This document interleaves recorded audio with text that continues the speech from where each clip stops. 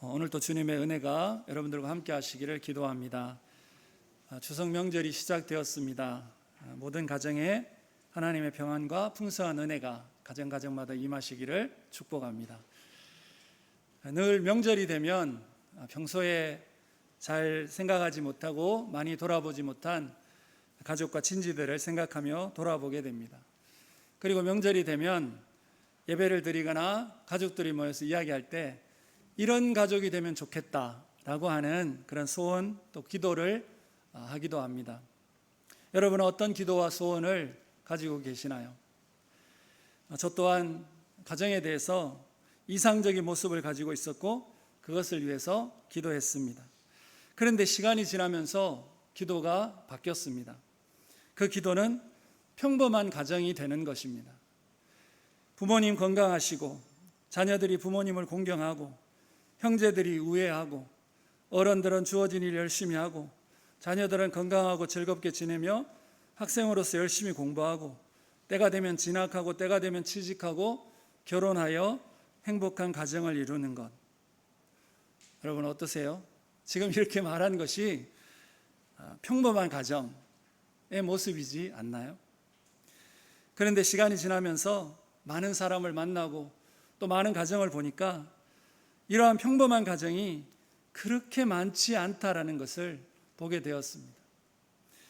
그러면서 생각했습니다. 평범함이라고 하는 것이 많은 이들에게 간절한 소망이고 치열한 기도라는 것을 알았습니다. 세상은 원래 하나님과 함께 교제하며 그분 안에서 안정되고 평안하도록 살도록 그렇게 창조되었습니다. 그것이 평범한 일상이었죠. 그러나 하나님과의 관계가 깨어지고 나서 우리 삶 어느 한 곳에도 평범한 것이 잘 유지되지 않고 있는 것을 보게 됩니다. 그래서 머리로는 그냥 평범한 가정, 평범한 것을 생각하지만 그렇지 못한 현실 속에서 많은 사람들이 힘들어하는 것을 보게 됩니다. 올 가을에 또 추석을 맞이해서 사랑하는 여러분의 가정이 평범하게 되기를 기도합니다. 주님의 은혜와 평안 가운데 가족 모두가 건강하고 사랑하는 관계 속에서 특별한 어려움이 없고 설령 어려움이 있더라도 가족 모두 하나가 되어 잘 헤쳐나감으로 건강하고 행복한 가정 되시기를 주님의 이름으로 축복합니다. 그런데 우리의 이러한 평범함을 잃어버린 이유 중에 또 하나는 가정을 이루고 있는 가족 구성원들이 자신의 역할을 잘 감당하지 않고 자신의 역할에 합당하게 살지 않아서 생기는 문제가 아닐까 그런 생각도 해보게 됩니다. 할아버지, 할머니, 외할아버지, 외할머니, 고모, 삼촌, 이모, 외삼촌, 엄마, 아빠, 자녀들 이렇게 많은 구성원들이 한 사람 한 사람이 평범하게 자신의 역할에 합당하게 살아가면 그 가정은 말 그대로 모두가 다 평범하게 살아가는 가정이 될 것입니다. 그런데 그 중에 어느 한 사람이 그 역할에 합당하지 않는 그러한 모습을 가지고 있을 때 가족 구성원 전체가 평범하지 않는 가정이 되는 것을 바라봅니다. 왜냐하면 그 한 사람이 그 가족 안에서 영향을 끼치기 때문에 그렇습니다. 그래서 가족의 평범함을 회복하는 것은 가족 구성원 한 사람 한 사람이 평범함, 즉 하나님과 교제하고 가족을 공경하고 사랑하고 사회에서 자신의 역할을 잘 감당하는 그런 자신의 역할에 합당하게 살아갈 때 가능하다 생각합니다. 우리 가정에는 구성원을 이루고 있는 한 사람 한 사람의 영향력이 너무나 큽니다. 왜냐하면 그것이 가족이기 때문에 그런 것이죠. 이것처럼 어느 곳이나 사람이 모여 있는 곳이 건강하고 은혜 가운데 평온하기 위해서는 그 공동체를 이루고 있는 한 사람 한 사람이 너무나 중요한 것을 봅니다. 그것은 하나님의 교회도 마찬가지입니다. 아니 하나님의 교회이기 때문에 더욱더 그런 것 같습니다. 오늘 본문에서 이단들과 악한 영의 문제로 평범함을 잃어버린 한 교회의 모습이 나옵니다. 에베소 교회입니다. 이 에베소 교회가 다시 평범한 하나님이 원하시고 세우신 그 교회로 회복하기 위해서 무엇이 필요한지, 어떻게 해야 되는지 바울이 디모데에게 오늘 말씀을 통해서도 계속해서 이야기하고 있습니다. 저는 이 말씀이 오늘날의 평범함을 잃은 가정과 교회가 있다면 주목해서 보아야 될 말씀이 아닌가 생각하게 됩니다. 바울은 교회의 회복을 위해서 믿음의 선한 싸움을 계속해서 이야기합니다. 그 싸움의 내용이 복음 제기하고 은혜와 긍휼이 그 입은 사람처럼 하라고 이야기합니다. 그리고 이제 그 싸움의 첫 번째 전략이 기도하는 것임을 지난주에 함께 나누었습니다. 그리고 오늘 이 3장을 통해서 말씀하시는 것은 그 공동체를 이루고 있는 구성원 한 사람 한 사람이 부르심에 합당하게 살아야 한다라고 하는 것입니다. 가정에도 부모가 있고 이모, 삼촌, 고모, 외삼촌, 자녀, 조카 이렇게 많은 사람들의 역할이 모여서 가정을 이루듯이 교회에도 하나님께서 여러 가지 직분을 허락해 주셨습니다. 그것을 통해서 교회가 하나인 것을 말씀해 주셨습니다. 그래서 교회에는 여러 직분이 생겼습니다. 교회를 구성하는 여러 사람이 여러 은사를 가지고 있기에 은사에 맞게 직분을 통해 각자의 역할이 주어진 것입니다. 그 가운데 오늘 성경이 말하고 있는 직분은 대표적으로 감독, 그리고 집사, 그리고 권사인 것을 보게 됩니다. 감독은 교회에서 말씀을 전하고 교인들을 돌보는 역할입니다. 오늘날로 치면 목회자와 장로의 역할이 아닌가 생각합니다. 그리고 집사는 여러분들도 잘 아시겠지만 교회의 재정과 행정, 실제적인 교회 살림을 전반적으로 섬기는 사람들입니다. 그리고 오늘 본문 11절에 보니까 여자들에 대한 이야기가 나옵니다. 그리고 이 여자들에 대한 이야기가 초대교회에서 교회 안에서 여성들의 역할이 너무 중요했는데 오늘날의 권사님들이 아닌가 그렇게 생각해 봅니다. 성경은 교회가 다시 회복되고 평화로움과 평범함을 유지하기 위해서 한 사람의 직분자가 너무나 중요하다고 말하고 있습니다. 그리고 그 모습에 대해서 이렇게 말하고 있습니다. 여기에서는 감독, 여자, 집사 이렇게 나눠져 있지만 그러나 모두에게 필요한 그 직분을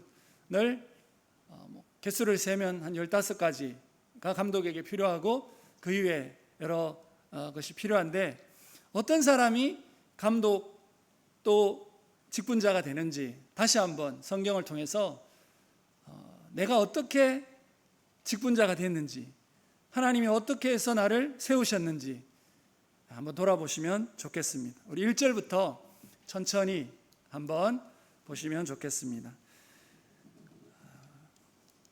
이것도 교독하겠습니다. 미쁘다 이 말이여 곧 사람이 감독의 직분을 얻으려 함은 선한 일을 사모하는 것이라 함이로다. 2절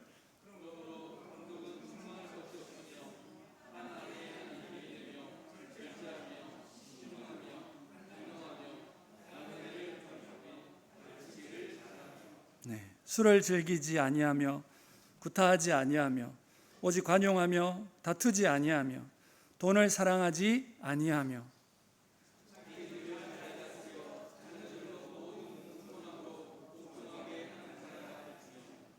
사람이 자기 집을 다스릴 줄 알지 못하면 어찌 하나님의 교회를 돌보리요.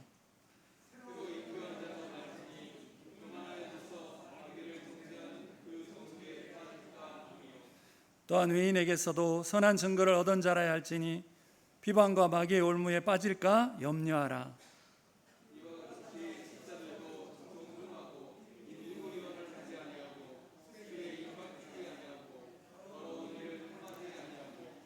깨끗한 양심에 믿음의 비밀을 가진 자라야 할지니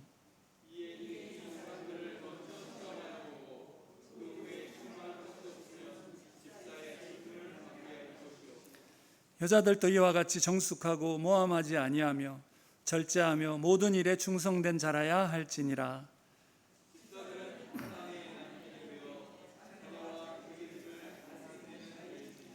집사의 직분을 잘한 자들은 아름다운 지위와 그리스도 예수 안에 있는 믿음의 큰 담력을 얻느니라. 아멘. 여러분, 이상의 13절까지의 말씀은 직분자들의 목표가 아니라는 것입니다. 이 말씀은 이 삶이 있었기 때문에 직분자가 되었다라고 말씀하시는 거죠. 교회에서 직분을 맡은 자의 평범한 모습은 이러한 모습이라는 것입니다. 여러분 어떠세요? 여러분들이 혹시나 교회에서 직분을 맡으셨으면 이미 이러한 모습이 있었기 때문에 직분을 맡겨주셨다라는 것을 믿으시기를 바랍니다. 그런데 중요한 것은 오늘 13절에 보니까 집사의 직분을 잘한 자들은 이라는 말이 있습니다. 그리고 그들에게 예수 그리스도 안에 있는 아름다운 지위와 믿음의 큰 담력을 주시겠다 말씀하고 있습니다. 중요한 것은 직분을 맡은 것을 직분을 그렇게 돼서 그런 모습 때문에 하나님께서 직분을 맡겨주셨어요. 그런데 중요한 것은 그런 모습을 그 평범함을 잃어버리지 말라라고 하는 것이죠. 계속해서 그 모습을 유지하고 그렇게 집사되고 권사되고 장로되고 목사된 그 모습을 잘 지켜가고 유지하라라고 하시는 말씀입니다. 우리가 이 말씀을 읽고 내가 이렇게 되어야지가 아니라 여러분들이 이런 사람인 것이죠.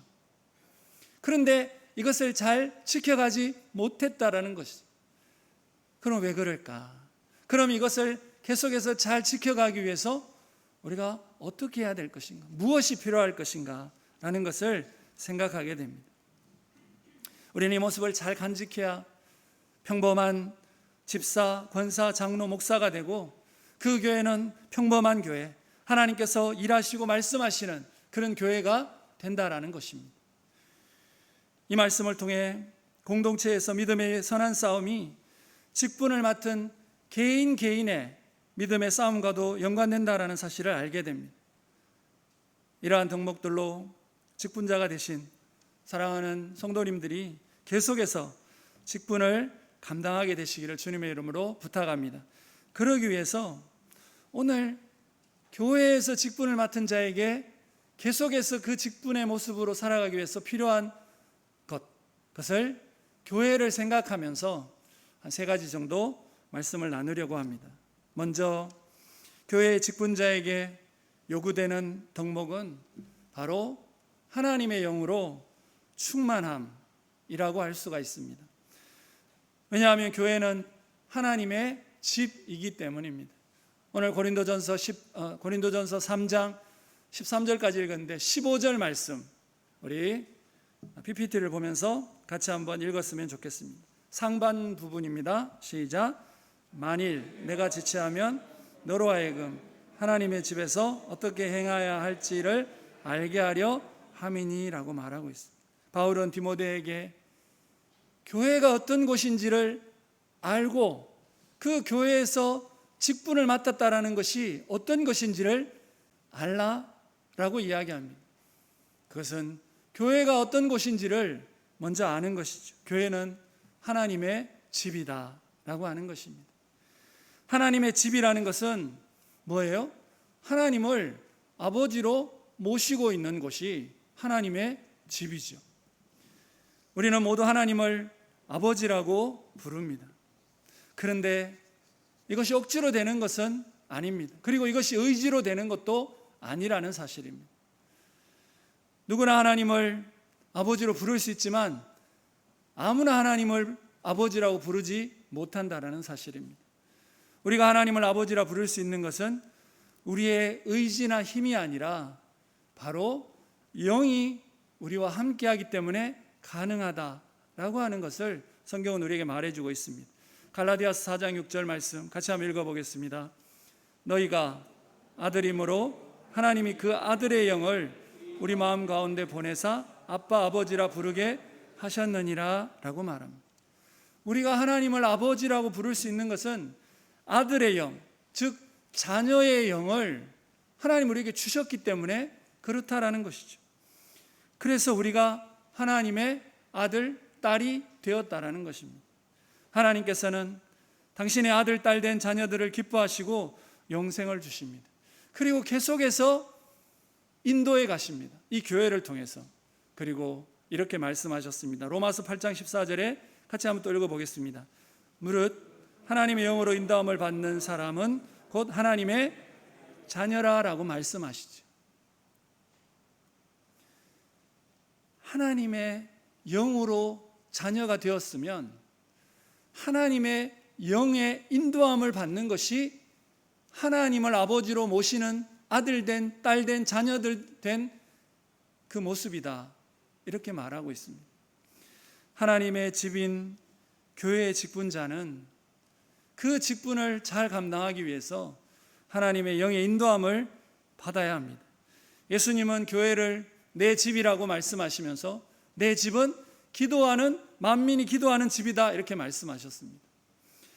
그 말은 하나님의 집인 교회의 모든 구성원, 특히 직분자가 자신의 생각과 자신의 힘으로 살지 말고 하나님의 영의 인도함을 받아 사는 것, 그것을 위해서 기도하고 그렇게 되어야 된다는 것을 말씀하시는 것이죠. 그 하나님의 영의 인도함, 그것을 사모하고 그것을 위해 기도해야 된다라고 말씀하시는 것입니다. 사랑하는 모든 성도님들, 특별히 직분을 받으신 여러분들께 말씀드립니다. 직분에 합당하게 믿음의 싸움을 싸우십시오. 그것은 기도보다, 하나님의 영보다 앞서지 않는 것, 그것을 말합니다. 우리가 자녀의 영을 가진 자로서 합당하게 살아갈 때 우리 한 사람 한 사람은 하나님께, 그리고 하나님의 사람으로서 이 땅에서도 인정받게 될 것입니다. 우리가 내 생각을 내려놓고 하나님의 영으로 인도함을 받으면 우리는 계속해서 부르심을 받은 그 직분을 잘 감당하게 될 것입니다. 부르실 때의 그 모습, 그 평범함, 그 하나님 인정하신 모습을 유지하게 될 것입니다.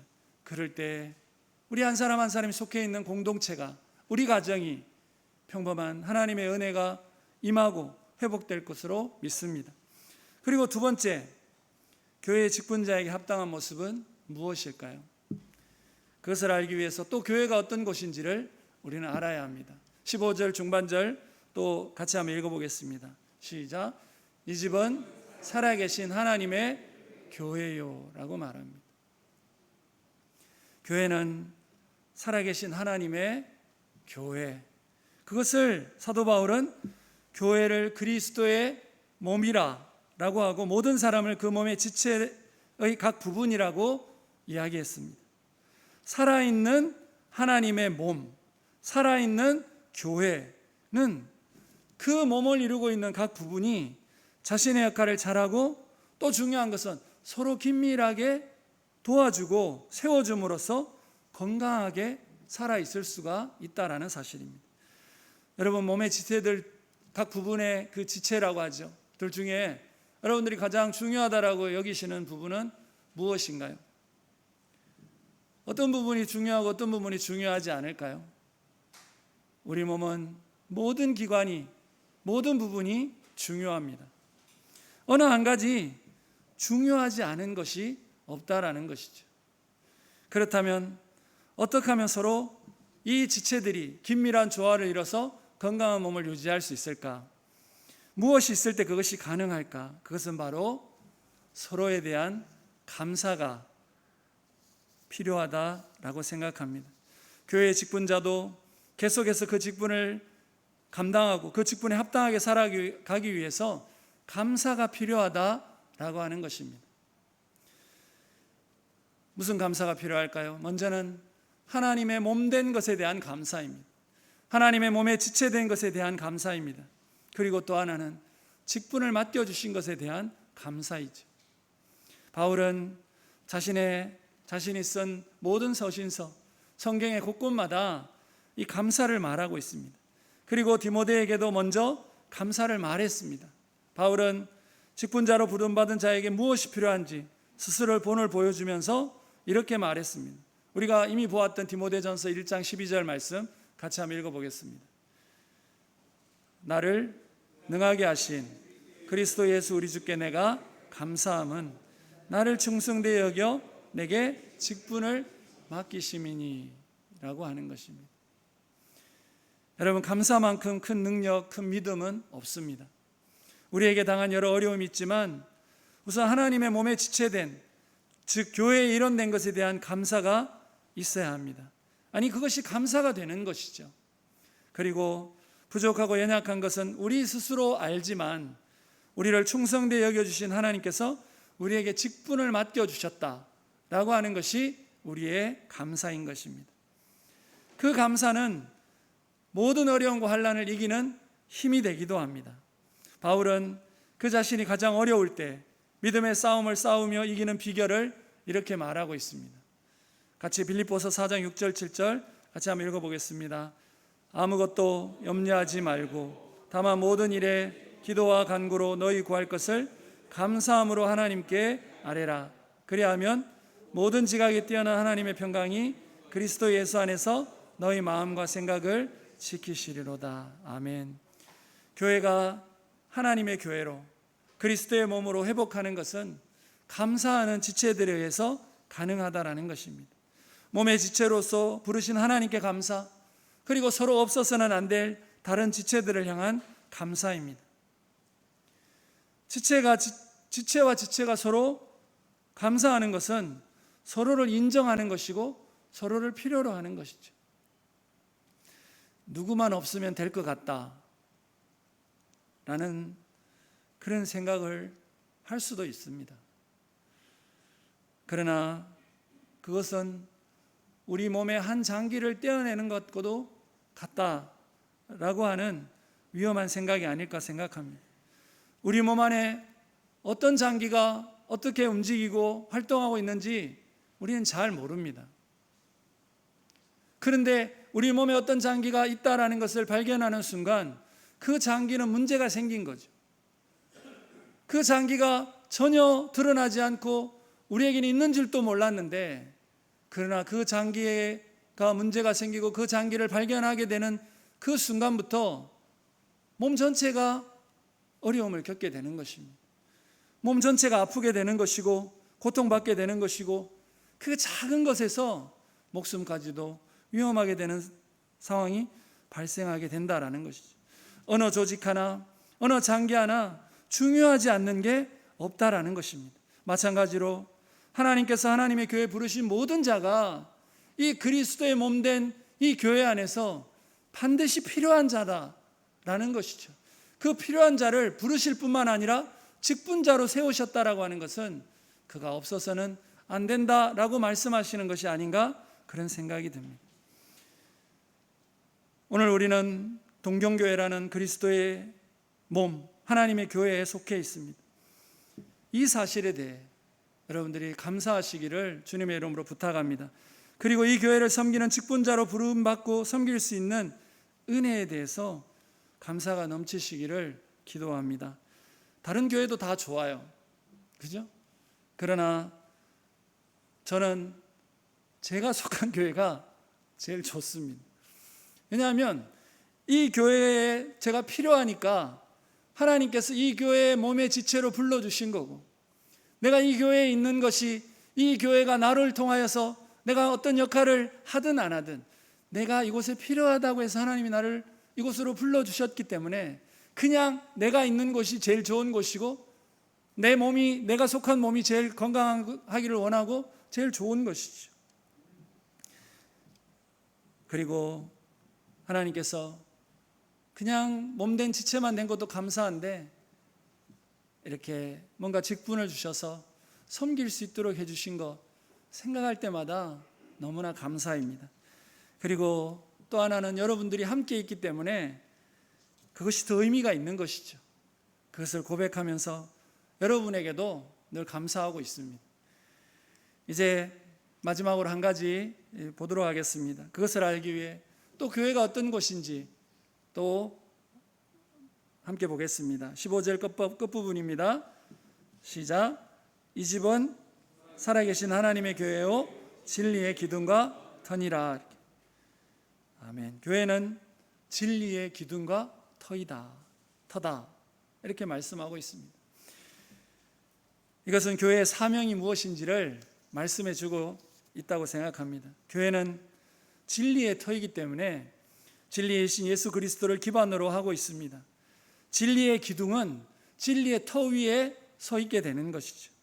그러나 이 표현은 그 당시 에베소 교회와 상관이 있는, 에베소라고 하는 지역과 상관이 있는 표현인 것입니다. 당시 에베소에는 그 도시의 모든 사람들이 자랑스러워하고 영광스럽게 생각하는 것이 있었습니다. 그것은 바로 아데미 신전이라고 하는 큰 신전이 있었습니다. 그 아데미 신전에는 127개의 대리석 기둥이 그 신전에 서 있었습니다. 그 기둥마다 보석이 박혀 있었습니다. 그 기둥마다 유명한 사람들의 조각이 새겨져 있었습니다. 그래서 사람들은 그 신전과 기둥을 보면서 이것이 에베소다 이렇게 말합니다. 그리고 우리가 에베소의 도시이며 에베소가 아데미의 도시이며 아데미가 우리의 힘이다 라고 늘 그 신전과 터와 기둥을 보면서 그렇게 생각했다라는 것입니다. 그런데 사도 바울은 그 우상을 보면서 그것은 죽은 신이다, 이 땅에 진정으로 생명이 있고 살아있는 것은 하나님이시다 이렇게 선포했습니다. 그리고 하나님께서 진리의 터 위에 교회를 세우시고 하나님의 사람 한 사람 한 사람을 진리의 기둥으로 세우셨다라고 선포하고 있습니다. 그것을 통해서 하나님의 교회는 이 교회 안에, 이 건물 안에 머무르지 않고 하나님의 사람, 특별히 직분자들이 사는 그 모든 삶의 현장이 진리의 터가 되고 한 사람 한 사람이 진리의 기둥으로 세워졌다라고 하는 것입니다. 그래서 그 기둥을 통해 이 땅이 하나님이 주인이시고 이 땅의 참 진리가 예수 그리스도이시고 생명이 하나님으로부터 나온다라는 것을 모든 사람에게 알게 하는 것, 그것이 바로 진리의 기둥된 직분자와 하나님의 사람의 모습이다라고 하는 것입니다. 그렇기 때문에 직분자는 그 자신의 삶의 현장이 진리의 터가 되어야 합니다. 여러분들의 가정이, 여러분들의 직장이 진리의 터가 되기를 기도해야 합니다. 그리고 그 현장에서 여러분들이 진리의 기둥으로 서 있다라고 하는 것입니다. 아데미 신전의 기둥은 보석으로 치장되어 있었지만 진리의 기둥은 예수 그리스도의 빛으로 세상을 밝히고 사람들을 옳은 곳으로 인도하고 있다라는 것입니다. 하나님께서 세우신 직분자는 교회 안에서만이 아니라 세상에서도 하나님의 대사로 살아가는 진리의 기둥인 것입니다. 그러기에 진리 위에 던던히 서고 진리를 전하는 자, 복음을 전하는 자가 되어야 한다라고 하는 것을 오늘 성경은 우리에게 말해주고 있습니다. 간혹 복음을 전하고 전도하는 일에 대해 이렇게 말하기도 합니다. 교회 문제가 해결된 뒤에, 교회가 좀 정리된 뒤에, 조용해진 다음에 이렇게 말하기도 합니다. 그런데 바울은 그렇게 말하지 않았습니다. 에베소 교회가 지금 이러한 상황이라도, 어떠한 상황이 있더라도 교회는 세상의 진리의 터이고 기둥이라고 그렇게 이야기하고 있는 것입니다. 그것이 교회를 향해 원하시며 부르시고 세우신 자들에게 원하시는 하나님의 뜻이 아닐까 생각하게 됩니다. 하나님께서는 교회가 진리의 터와 기둥이 되기를 원하십니다. 그래서 부르신 직분자들의 자리가 늘 진리의 터가 되고 복음을 증가하는 기둥이 되기를 원하고 계신다라는 것입니다. 교회 문제가 해결된 뒤가 아니라 그 진리의 터가 되고 진리의 기둥이 되어 증거하는 삶, 그리고 복음을 증거하는 직분자, 복음을 증거하는 교회가 될 때 지금은 우리가 이럴 때가 아니구나라는 것을 깨닫게 되는 것이죠. 그리고 평범한 교회, 전도하는 교회, 복음을 전하는 교회, 생명이 있는 교회로 다시 회복될 수가 있다라고 하는 것입니다. 우리 모두는 코로나라고 하는 상황을 통해서 우리에게 일상의 평범함이 얼마나 소중한지를 알게 되었습니다. 평범한 생활, 평범한 만남, 평범한 교제, 그처럼 우리 안에 있는 여러 어려움들이 평범함을 간절히 원하게 되었다라는 사실입니다. 평범한 가정, 평범한 교회, 평범한 공동체. 그런데 이러한 것은 각각의 한 사람, 부르심을 받아 지체가 되고 직분자가 된 한 사람 한 사람에게 달려있다라고 하는 것을 오늘 우리 성경은 말해주고 있습니다. 그리고 직분에 합당하게 살아갈 때 개인이 모여서 건강한 우리가 되고 건강한 가정과 교회가 되는 것을 말씀해 주고 있습니다. 우리는 하나님의 영으로 인도함을 받아야 합니다. 기도보다 성령보다 앞서지 않아야 합니다.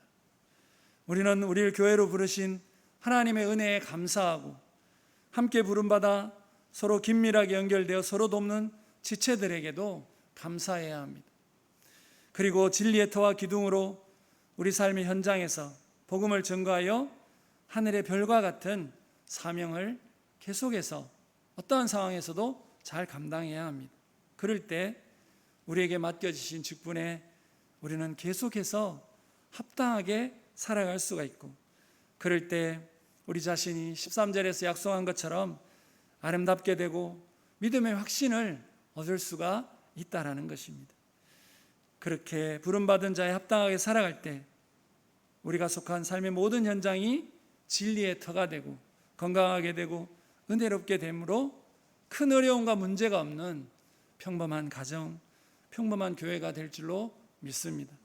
그러한 일에 부름받으신 저와 여러분들이 부르심에 합당하게 믿음의 삶을 계속해서 살아가시기를 주님의 이름으로 축복합니다. 기도하겠습니다. 하나님 아버지, 감사합니다. 저희를 동경교회의 일원으로 불러주셔서 감사합니다. 저희를 이 교회의 몸의 지체로 주님이 세워주셔서 감사합니다. 직분을 맡은 자로서 하나님 처음 모습을 계속해서 잘 유지할 수 있도록 날마다 하나님의 영으로 인도함을 받게 하여 주시고 늘 감사하는 삶이 끊이지 않게 하여 주시옵소서. 그리고 우리 모두가 하나님, 우리가 살아가는 모든 현장에서 예수 그리스도를 증거하며 진리의 기둥으로 설 수 있도록 도와주시옵소서. 주님 감사하며 예수님의 이름으로 기도합니다. 아멘.